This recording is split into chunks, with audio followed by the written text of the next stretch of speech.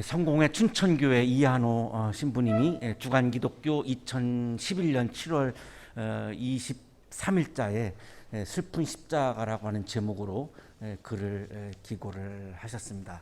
이 글에 나오는 내용입니다. 미국의 테네시주에 오른발 교회라고 하는 이름을 가진 교회가 있다고 합니다. 이 교회는 세족식을 굉장히 중요하게 여겨서 성찬식보다도 오히려 세족식을 더 중요하게 여기는 교회인데, 목사가 세족식을 할 때 이제 교인들의 왼발부터 씻어 주었습니다. 그랬더니 세족식을 마치고 나서 한 집사가 목사에게 충고를 합니다. 목사님, 왜 오른발부터 씻어주지 왼발부터 씻었습니까? 오른발이 맞습니다. 다음부터는 오른발부터 씻어주시기 바랍니다. 왜 오른발부터 씻어야 되는지 그 이유에 대해서는 말씀이 없고 그냥 주장을 하는 거죠. 오른발부터 해야 된다고. 아마 본인이 오른손잡이가 아니었나 그런 생각이 드는데, 다른 이유는 얘기 안 하니까 이 목사가 들으면서 납득하기, 받아들이기가 굉장히 어려운 거죠. 그래서 이제 이 목사가 생각을 한 겁니다. 오른발을 먼저 해야 된다라고 하는 말씀이 창세기에 있나 요한계시록에 있나 어디에도 없는데 왜 이 집사가 이런 주장을 할까? 이게 성경적인 것도 아니고, 그래서 그 다음 세족식 때도 역시 또 왼발부터 이렇게 씻었습니다. 그러고 났더니 이 집사가 자신을 무시했다고 화를 내면서 교인들을 선동해가지고 교회를 뛰쳐나갔습니다. 그리고서 그 바로 교회가 있는 길 건너에다가 교회를 세웠는데, 그래서 교회 이름이 오른발 교회라고 이름을 지었습니다. 실제로 교회 이름이 오른발 교회라는 거죠. 왼발이 아니라 오른발부터 씻으세요라고 하는 자기 의견을 개진할 수 있습니다. 민주주의 사회에서 어떤 의견도 자기의 의견을 개진할 수 있는 겁니다. 그 나쁜 거 아니죠. 자, 그런데 그거를 받아들이냐 안 받아들이냐의 문제는 받아들이는 사람의 소관입니다. 세족식을 하고 있는 것은 집사가 하고 있는 게 아니라 목사가 하고 있는 거고, 그러면 그거를 받아들이느냐 안 받아들이냐라고 하는 것은 또 목사의 소관이에요. 그것까지 침범을 하면은 싸움이 벌어지죠. 의견을 개진하는 것까지는 문제가 없어요. 근데 그거를 넘어선 거죠. 너 내 말 들어라는 거 하잖아요. 목사 보고 너 내 말 들어. 이러면 싸움이 생길 수밖에 없죠. 우리가 살아가면서 매우 조심해야 되는 부분이 여기에 있습니다. 의견을 개진하는 건 괜찮습니다. 그거 좋은 겁니다. 그런 의견이 좋은 의견이 될 수도 있고 굉장히 유익을 끼칠 수도 있기 때문에. 하지만 그거를 담당하고 있는 주관자의 판단까지 간섭하려고 들면 싸움이 벌어지게 되고, 싸우면 결과는 아름답지가 않죠. 아름다운 열매가 없어요. 기쁨의 열매가 없다는 겁니다. 우리 한국교회에 싸움이 많아서 우리 청년들이 의아해할 것 같아서 좀 말씀을 드리는 건데, 왜 예수님은 사랑을 그렇게 강조하셨는데 왜 교회 안에 싸움이 많지? 싸움이 많다고 뭐 소문이 많이 난 교회죠. 한국교회가 성장해서 큰 세계 100대 교회 중에 10대까지 교회가 다 한국에 있으니까 어마어마한 성장을 한 것도 유명하지만, 또 싸움이 많기로도 또 한국교회가 참 유명해요. 제가 아는 어떤 교회는 한 목사님을 지지하는 교인들은 이쪽에 앉고, 그 목사님은 저 강대상에 서시고, 이쪽 목사님을 지지하는 교인들은 이쪽에 앉고 여기에 서서, 저쪽에서 찬송가 부르니까 이쪽에서는 통성기도하고, 이쪽에 찬송가 부르니까 실제로 있었던 일이에요. 실제로 있었던 일.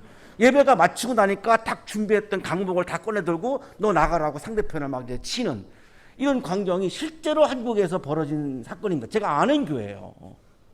다행히 우리 오정회 목사님이 동시에 안 서주셔서는 늘 감사한 마음으로 이렇게 살고 있는데, 자, 그러고 나오면 어떻게 할 수가 없잖아요.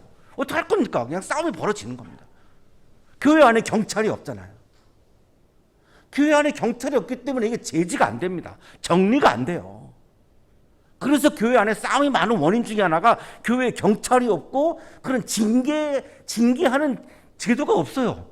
그러니까 그냥 막 싸움이 벌어지는, 오히려 세상보다도 더 싸움이 벌어지기 쉬운 게 교회입니다. 청년들이 굉장히 의아해하실 텐데, 그래서 여러 가지 원인들이 있는 거죠. 예수님은 가장 사랑을 강조하셨는데, 아니 왜 교회 안에는 이렇게 싸움과 분쟁이 많을까? 외국의 선교사들이 우리나라에서 선교를 하셨죠. 그리고 많은 분들이 지금 마포의 양화진에 묻혀 계십니다. 심지어는 캐나다에 가서 돌아가신 선교사님이 계시는데, 세브란스 병원 이렇게 지으신 분이죠. 그분은 너무너무 한국을 사랑해서 자기가 죽은 다음에 한국에다가 묻어달라고 해서 자녀들이 비싼 돈을 들여서 그 유해를 한국에까지 다시 가지고 와서 양화진에다가 묻을 정도니, 그 외국의 선교사들이 한국에 대한 애정은 정말 이루 말할 수가 없습니다. 중간중간에 가서 이제 선교비를 받으니까 선교 보고를 하잖아요. 근데 이제 한 선교사님이 선교 보고를 하는데 이렇게 보고를 했습니다. 한국 교회는 잘 싸워요. 싸우면 예수하고, 한쪽에서 예수하면 한쪽에서는 그리스도 하면서 싸워요. 이게 무슨 말이냐면, 그리스도를 한자로 말하면 기독입니다. 기독. 그러니까 예수교 장로회가 있고 기독교 장로회가 있잖아요. 그러니까 예수교 장로회는 예수를 부르짖는 거고, 기독교 장로회는 그리스도를 부르짖는 거잖아요. 이렇게 해서 한국교회는 이렇게 싸웁니다. 이런 내용을 보고한 거예요. 기독교 성결교회가 있고 예수교 성결교회가 있잖아요. 한쪽은 예수를 주장하고 한쪽은 그리스도를 주장하는 거잖아요. 그래서 이런 보고를 하니까 본국에 있는 분들이 너무나 의아해하고 이렇게 좀 굉장히 황당해했다라고 하는 그런 이야기가 있습니다. 2008년 한국의 종교현황 보고서, 문화체육관광부에서 발표한 보고서인데, 한국의 개신교 교단 수가 374개입니다. 가톨릭이나 이런 성당, 성공회는 개신교니까 가톨릭 같은 경우는 다 하나죠. 근데 개신교는 이제 374개예요. 그러니까 다양한 신학적인 교리 때문에 다양하게 존재하는 것은 굉장히 그건 긍정적인 겁니다. 교단마다 교리가 다르잖아요. 그러면 내가 동의할 수 없는 교리가 있잖아요. 교인들 입장에서는. 그 다양한 교단이 있어야 내가 선택할 수가 있단 말이죠. 교인들이. 그거는 장점인데, 374개가 다 그러면 교리가 달라서 이렇게 생긴 건가? 안 그렇죠. 몇 개가 그런 거고, 대부분은 싸워서 나눠지는 거예요. 이 정도로 싸움이 심각한 겁니다. 그러니까 자꾸 사람들이 교회를 멀리하게 되고 교회에 대해서 부정적인 생각을 갖게 하는 이유 중에 하나가 이런 교회 분쟁, 교회 싸움이잖아요. 야고보서가 기록될 당시에도 교회 싸움이 많았어요. 그러니까 심지어는 막 폭력이 난무했습니다. 아까도 제가 한 교회를 소개해드렸습니다만 막 폭력이 난무했어요. 그 당시에 야고보서가 기록될 당시에 교회의 싸움의 원인은 뭐였냐면, 한국에서 일어나는 교회의 싸움의 원인은 대부분 주도권 다툼이에요. 주도권 다툼. 아까처럼 세족식을 가지고 왼발이냐 오른발이냐, 내 주장이 관철돼야 되는 거, 내가 교회를 주도해야 되는 거, 이런 것들 때문에 싸움이 많이 생겨나죠. 이 당시의 싸움의 원인은 신학적인 자기의 주장을 거짓되게 모욕적으로 막 사용했어요. 내 신학적인 주장을 하기 위해서. 그러니까 다 이게 지도자들입니다.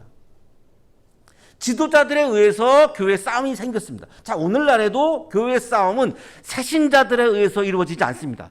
새신자들이 싸움을 일으키는 경우는 없습니다. 일도 없어요, 일도. 대부분의 교회의 분쟁의 원인은 목사와 장로들의 문제입니다. 여기 장로님들 몇 분 계시고 우리가 목사도 있지만 참 우리가 부끄러운 마음으로 살아가고 있죠. 한국 교회의 싸움과 분쟁의 원인은 다 지도자들에게 있는 거지 교인들에게 있지 않습니다. 이 당시에도 역시 마찬가지였고, 자, 오늘의 성서 본문은 사랑을 강조하는 교회 공동체 내에서 왜 싸움과 분쟁이 일어나는지에 대해서 우리들에게 그 원인을, 싸움과 분쟁의 원인을 가르쳐 주시는 말씀이에요.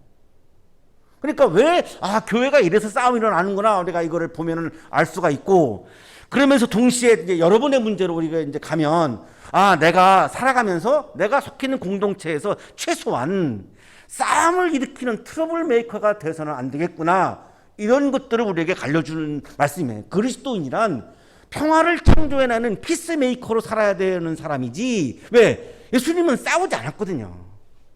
억울하게 죽임을 당하면서도 끝까지 안 싸우셨어요.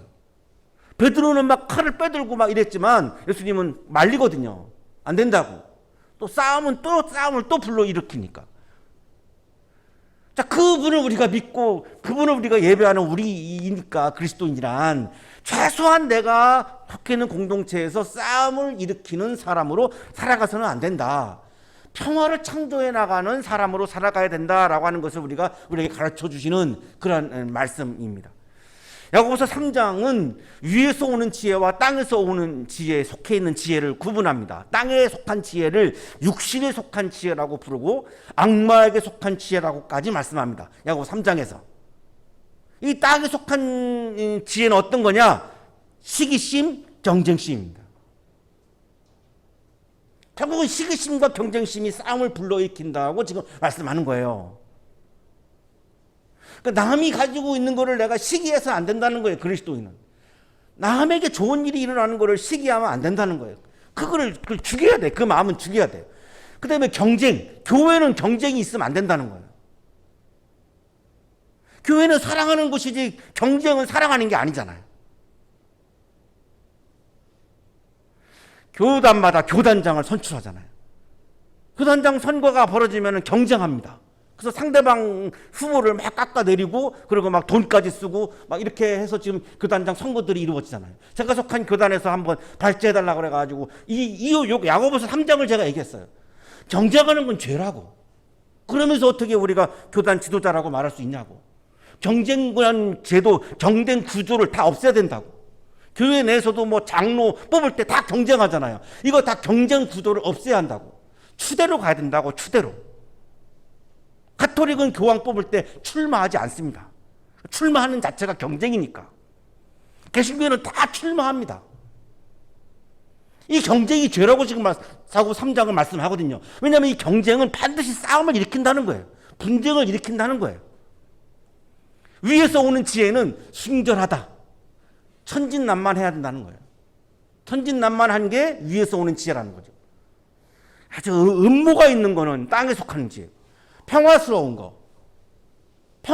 거는 위에서 오는 지혜이고, 싸움을 일으키는 거는 땅에 속한 지혜이고, 친절한 거는 위에서 오는 지혜이고, 차가운 거는 땅에 속한 지혜고, 온순한 거는 위에 속한 지혜이고, 싸나운 거는 땅에 속한 지혜고, 자비로운 것은 하늘에서 오는 지혜이고,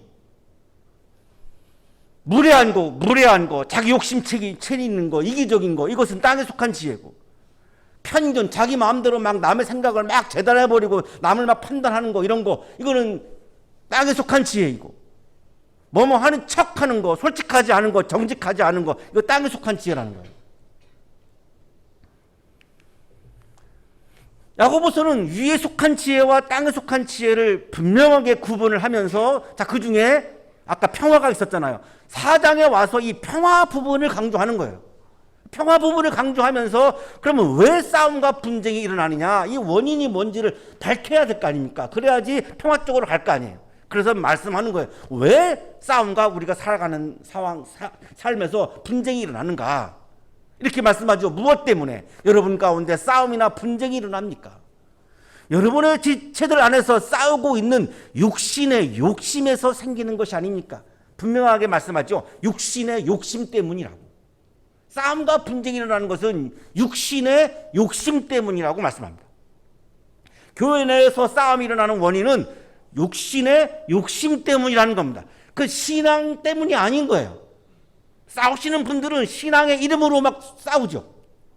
내가 이 복음을 지키기 위해서, 내가 이 신앙을 지키기 위해서 나는 싸우는 거라고. 아이, 거짓말 하지 마요.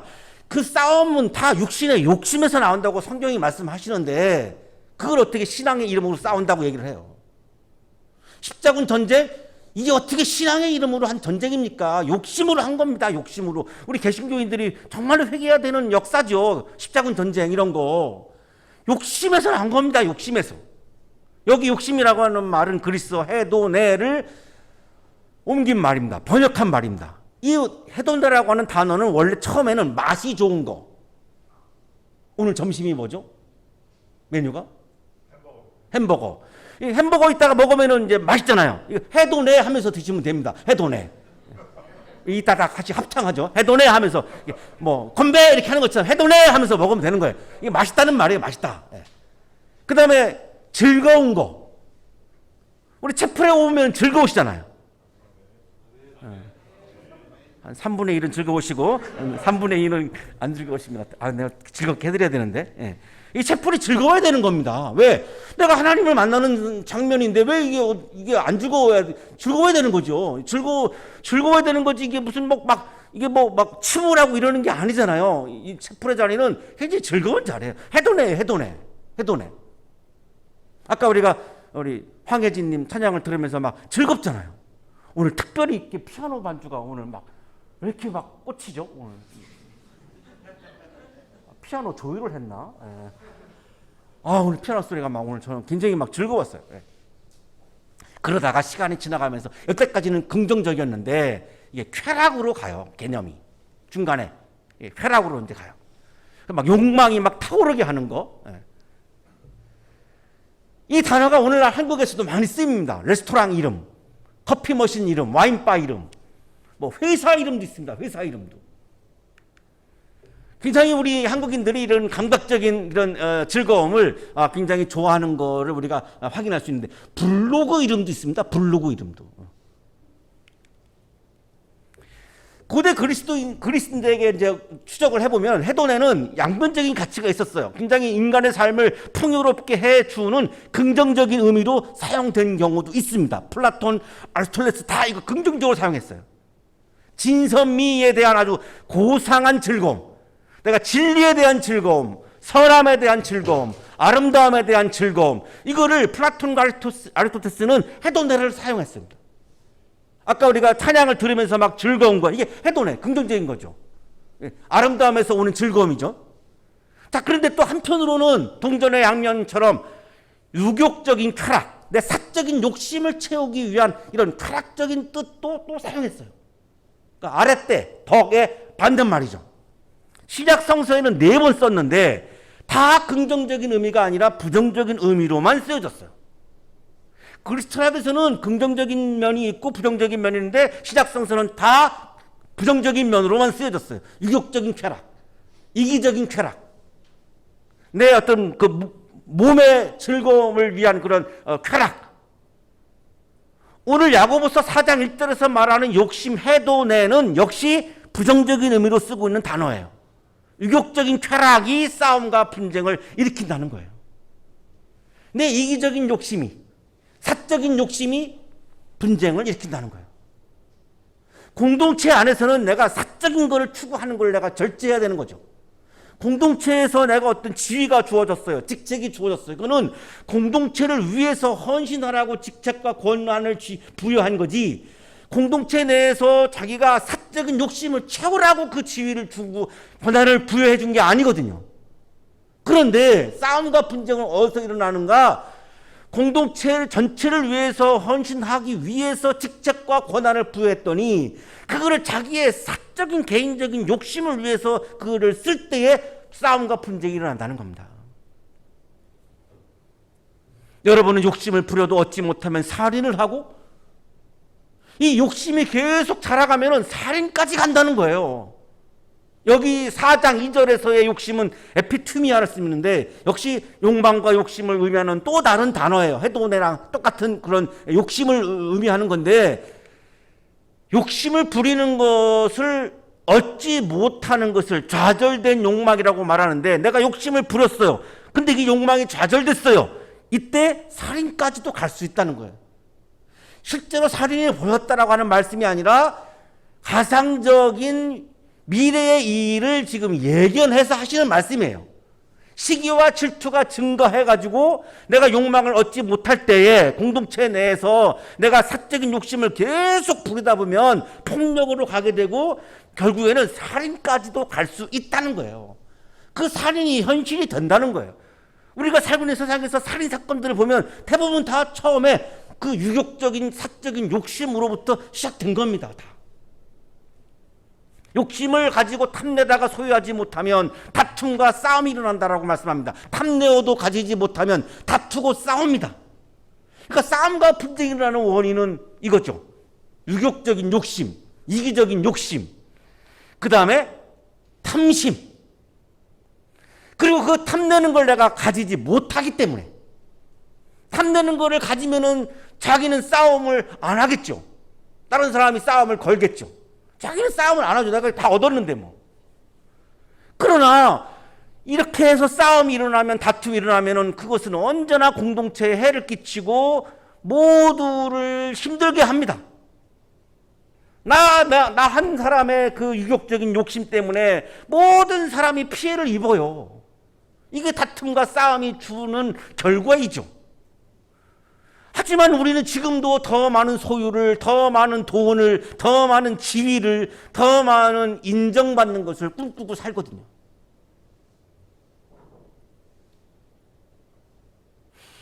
지난주에 영성과 음악 수업을 하는데 루터의 코랄 부분을 공부하는 주간이었습니다. 이 루터는 음악에 대해서 하나님의 선물이다 이렇게 음악론을 펼치거든요. 그래서 학생들한테 당신이 지금 받고 싶은 선물이 뭐냐고 다 발표하게 했어요. 굉장히 많은 사람들이 돈을 얘기했어요. 한 분은 100억, 한 분은 500억. 더 많은 돈을 갖고 싶고, 더 많은 내가 높은 지위를 갖고 싶고, 내가 더 많은 인정을 받고 싶어 하는 마음, 우리 다 지금 갖고 있거든요. 이거를 얻지 못하면은 여기서부터 이제 싸움과 분쟁이 시작된다고 지금 말씀하는 거예요. 싸움과 분쟁이 일어나는 원인은 우리가 가지고 있는 것보다 더 많은 것을 갖기 원하고, 다른 사람이 가지고 있는 것을 시기하고 탐내는 이런 잘못된 욕망에서 비롯된다라고 하는 것이 오늘 야고보서 1, 2절에서 지금 이 싸움과 분쟁의 원인에 대한 말씀이죠. 자, 2절 마지막 부분에 가면 왜 욕심이 성공하지 못하고 실패하는가에 대해서 이제 말씀합니다. 내 욕심을 이루지 못할 때 싸움이 일어나는데, 그럼 내 욕심이 왜 실패하느냐? 구하지 않기 때문이요. 구하지 않기 때문이라는 거예요. 하나님께 구하지도 않으면서 그냥 욕심만 부린다는 거죠. 기도도 하지 않고. 우리가 얻지 못하는 이유는 구하지 않기 때문, 기도하지 않기 때문인데, 그때 얻지 못할 때 다툼과 싸움이 일어나는데, 다투고 싸운다라고 하는 것은 기도하지 않은 거죠. 그러니까 다시 말하면 다투고 싸우는 공동체는 기도하지 않는 공동체예요. 나는 믿음 때문에, 신앙 때문에 내가 다투고 싸운다. 거짓말이에요. 그 기도가 없는 사람입니다. 내가 다투고 싸운다라고 하는 그 자체는 이미 야고보서 4장 2절을 보면 기도하지 않는다는 증거예요. 당시의 교회 공동체에서 대부분의 사람들이 얻고자 하는 것은 지도자로 인정받는 거였습니다. 아마 여러분들도 다 이렇게 사회에 나가서 이제 이렇게 리더가 되고 싶은 마음이 있잖아요. 자, 그러면 지도자로 살아가려면, 내가 리더가 되려면 거기에 합당한 지혜와 총명을 갖춰야 되죠. 그 갖추기 위해서 여러분이 여기 한양대학교 와서 지금 4년 동안 훈련을 받는 거죠. 그걸 갖추면 지도자가 될 수 있는 겁니다. 당연히. 지도자로 부름을 받게 돼 있어요. 그런데 이 당시 문제가 뭐냐면 지혜와 총명을 갖추지도 않고서 지도자를 하려고 하는 거예요. 이게 유욕적인 욕심이에요.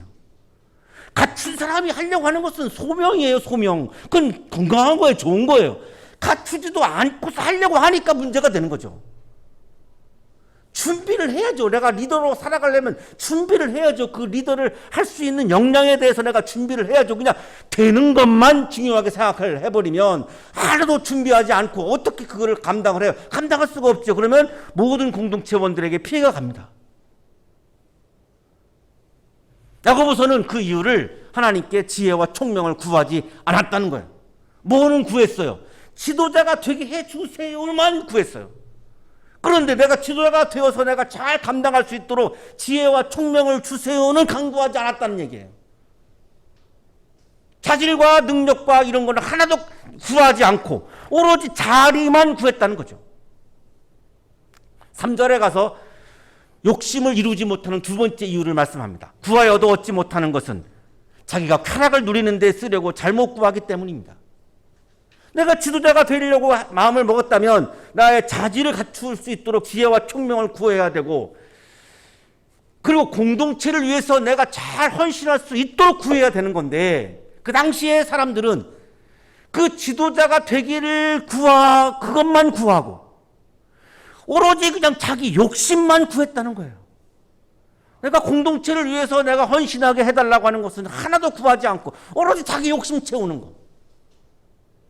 내가 왜 지도자가 되려고 하는가? 지도자가 되면 내가 권한이 주어지니까 그 권한을 이용해서 내 사적인 욕심을 채우기 위한 그런 지도자가 되려고 하는 마음이었다라고 하는 거죠. 이거를 잘못된 기도다 이렇게 주석가들이 얘기합니다. 내 욕망을 구하는 것은 잘못된 기도라는 거예요. 이기적인 욕망을 구하는 것은 기도가 아니라는 거예요. 그 잘못된 기도를 하니까 기도가 응답되는 것을 경험하지 못한다는 거예요. 이루지 못한다는 거예요. 잘못된 동기에서 나오는 기도는 믿음의 기도가 아니고 욕망의 기도라는 거예요. 욕망의 기도는 기도가 아니죠. 그게 어떻게 기도겠습니까?